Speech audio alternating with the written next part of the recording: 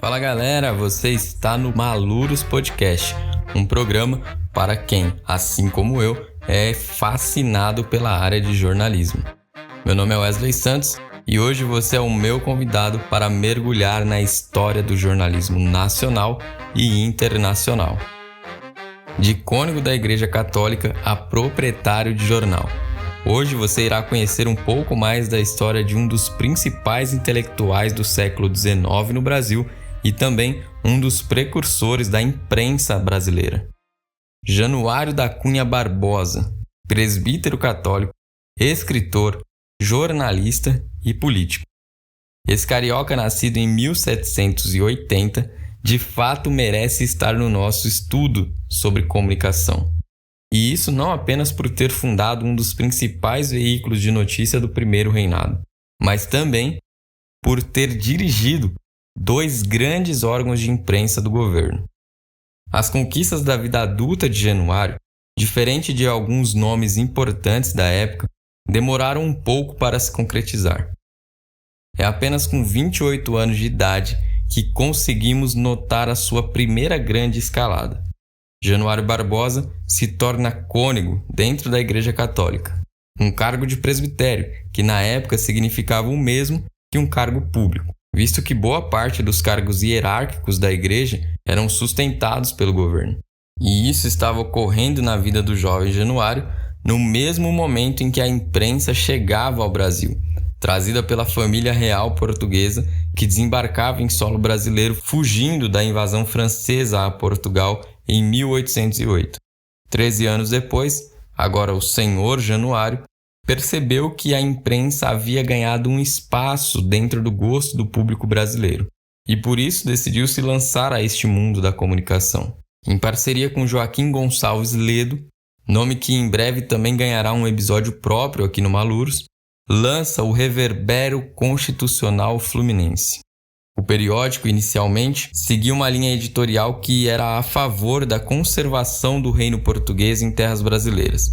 Mas com o tempo, esse posicionamento foi migrando um pouco para a defesa da emancipação da política nacional. Esse primeiro periódico durou exatamente 1 ano, tempo suficiente para cobrir a proclamação da independência.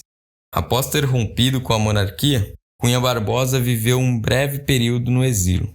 Depois desse período, quando ele retorna ao Brasil, ele decide restabelecer a paz com a corte e voltou a apoiar a monarquia, que como forma de retribuir esse apoio, o nomeou para dirigir a Tipografia Nacional e o Diário Fluminense, órgão oficial do governo. E assim começava o seu envolvimento com a política. 5 anos mais tarde, em 1826, Januário decide então entrar de vez para esse mundo.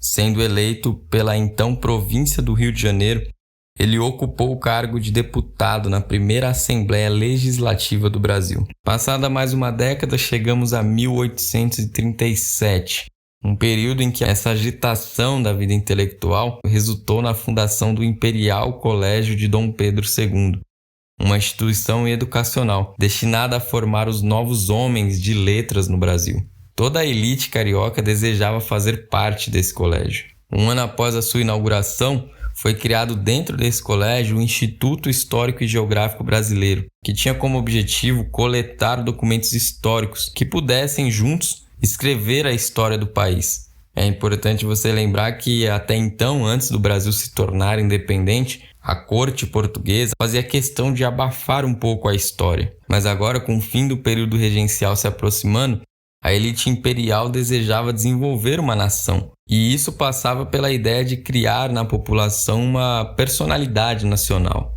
Foi através deste instituto que Januário da Cunha Barbosa entrou para o seleto rol de intelectuais do século XIX no Brasil. Nele, Januário, já com quase 60 anos de idade, passou a escrever biografias e produzir estudos para a revista do Instituto. Muitas de suas obras eram sátiras contra a política do Império. Porém, foi em 1839 que Januário alcançou uma das suas maiores façanhas, a de ser alçado ao cargo de bibliotecário da então Biblioteca Pública da Corte, que nada mais é do que a atual Biblioteca Nacional. Com esse posto, ele marcou o seu nome na história literária e intelectual brasileira. Não apenas pelo feito, mas também pelas mudanças propostas, e muitas foram acatadas. Foi Januário que alertou sobre o fato de que a biblioteca precisava de ter mais espaço físico, e após diversas reivindicações, a biblioteca recebeu um local mais adequado, que infelizmente Januário não pôde contemplar em vida. Foi dele também que partiu a reivindicação por obras mais modernas, visto que a biblioteca já possuía muitos títulos clássicos. Também veio dele a solicitação de mais mão de obra qualificada para cuidar dos livros, que ultrapassavam a casa de 70 mil unidades.